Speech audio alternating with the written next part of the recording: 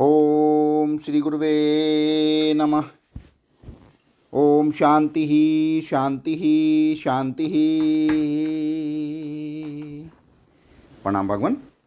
भगवान अभी हमारा सत्संग मुंडक सुधा मुंडक उपनिषद प्रवचन श्री स्वामी अखंडानंद सरस्वती महाराज द्वारा और प्रवचन नंबर 3 से एपिसोड नंबर 5 लेते हैं। भगवान स्वामी जी बताते हैं, तो आग्रह्यम माने कर्मेंद्रियों से आग्रह और अदृश्यम माने ज्ञानेंद्रियों से अदृश्य। अब बोले अगोत्रम, गोत्र नहीं है। वंश के मूल में जो महापुरुष होता है उससे गोत्र चलता है। जैसे वशिष्ठ गोत्र, गर्ग गोत्र, गौतम गोत्र, शाडिल्य गोत्र।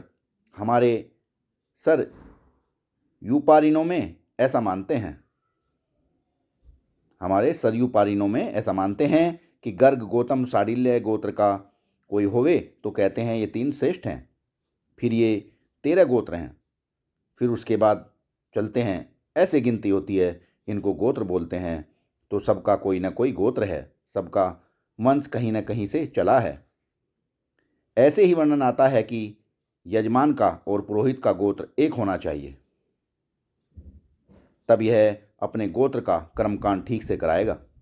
फिर बोले कि अच्छा, गोत्र एक न होवे तो कोई बात नहीं, लेकिन शाखा जरूर एक होनी चाहिए, नहीं तो मंत्र दूसरी शाखा का याद करके रखो। अब जब पुरोहित यजमान की शाखा का नहीं होवेगा तो वह अपनी शाखा के अनुसार पाठ करावेगा। तो पुरोहित यजमान की शाखा का ही होना चाहिए। तो अब अगोत्रम समझो कि यह जो परमात्मा है इसका क्या गोत्र है। अच्छा, यदि किसी मनुष्य को ही अपने गोत्र का न पता हो तो क्या करे? उसके लिए विधान है शास्त्र में। अज्ञात गोत्रम सर्वेषां कश्यप गोत्रत्वम। जिनके गोत्र का पता नहीं है उनको कश्यप गोत्र का मानना, क्योंकि कश्यप वंश में तो दिति, अदिति, दैव्य, देवता, मानव सब कश्यप गोत्र हैं। अब बोले भाई हो परमात्मा, तुम्हारा गोत्र क्या है? वह आपने सुना होगा, शंकर जी का जब ब्याह हुआ ना तब गोत्राचार हुआ। तो पंडित ने पूछा, शंकर जी तुम्हारी ओर से तो कोई दिखता नहीं है, जरा अपने पिता का नाम बता दो। बोले ब्रह्मा। तो पूछा ब्रह्मा के बाप का नाम? बोले विष्णु। बोले विष्णु के बाप का नाम बताओ। तो शंकर जी ने कहा मैं हूँ विष्णु का बाप। लो, वाह भगवान वाह। तो यह क्या हुआ कि अगोत्रम, इसका अभिप्राय यह हुआ कि परमात्मा के गोत्र में कोई परमात्मा से पूर्व में पुरुष होवे और वहाँ से वंश चले और चलते चलते अन्वय होवे। गोत्र माने अन्वय, जिसकी अन्वति होवे। जैसे वयम भारद्वाज है, हमारे बाप भी भारद्वाज, हमारे दादा भी भारद्वाज, हमारे परदादा भी भारद्वाज। तो एक ऋषि का ऐसा नाम होवे जो हमारे वंश में चलता आता हो। अब यह परमात्मा तो वंश ही नहीं, कोई पूर्वज ही नहीं। अब यह परमात्मा के तो कोई वंश ही नहीं, पूर्वज ही नहीं, तो गोत्र कहाँ से आवेगा? तो अगोत्रम,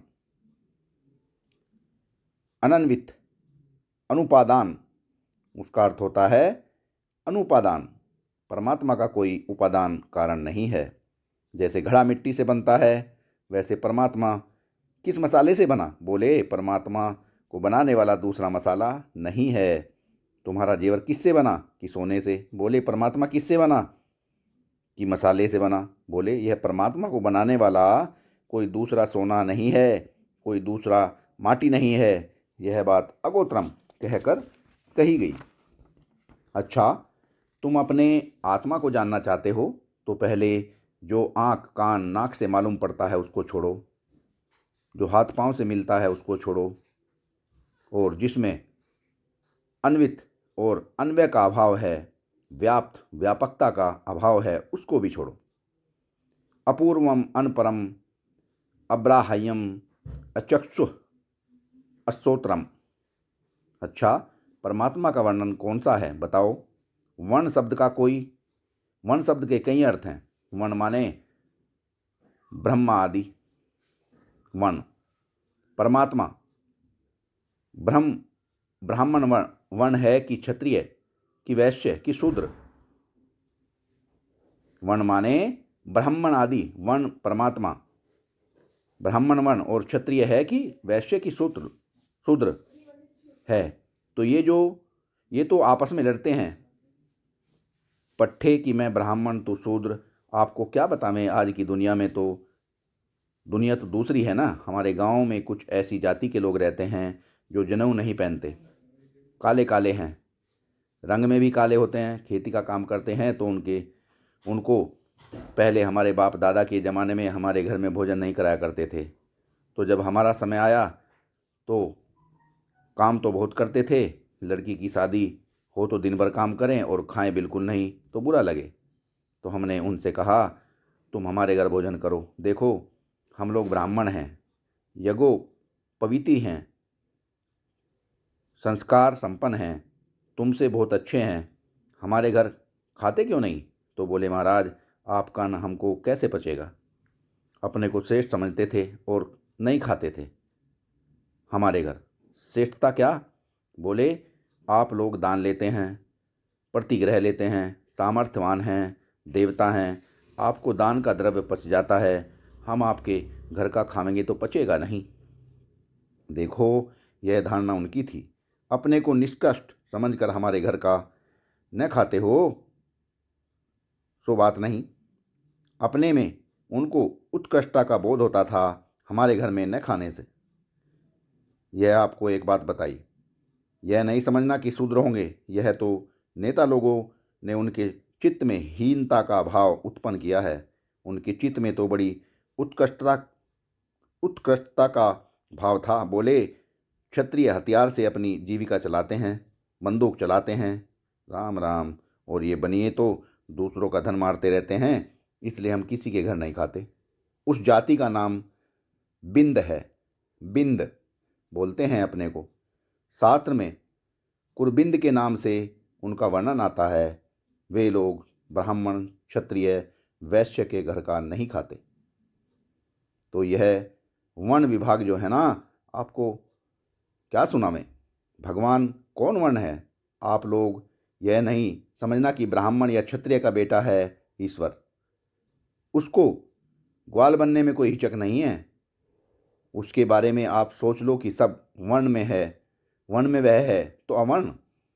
पहले वह संपूर्ण वर्णों से बाहर होकर फिर सब वर्णों में घुसा हुआ है। अगर एक वर्ण होता ना तो उसका भी एक वर्ण होता, पर वह है अवर्णम, अचक्षु अक्षोत्रम। अब देखो बताते हैं कि भगवान को देखने के लिए आँख, कान और चलने पकड़ने के लिए पानी और पाद। तो देखो पहले बताया कि दृश्य नहीं है और ग्राह्य नहीं है, और अब बताते हैं कि दृश्य देखने का जो औजार है, आँख कान आदि, वह ज्ञानेंद्रियाँ भी परमात्मा में नहीं हैं। और तद पाणिपादम, ग्रहण करने के जो औजार हैं, पाणिपाद जो कारण हैं, वे भी नहीं हैं। न ग्राह्यम, न ग्राह्य है, न ग्रहण का साधन है, न ग्रहिता है, न ज्ञेय है, न ज्ञान का साधन प्रमाण है, और न तो ज्ञाता है। ऐसा असंग है। तद पणिपादम नित्यम विभुम सर्वगतम शुशुक्षम। अब ये आपको कल सुनावेंगे। सत्संग को विराम देते हैं भगवान। प्रणाम भगवान।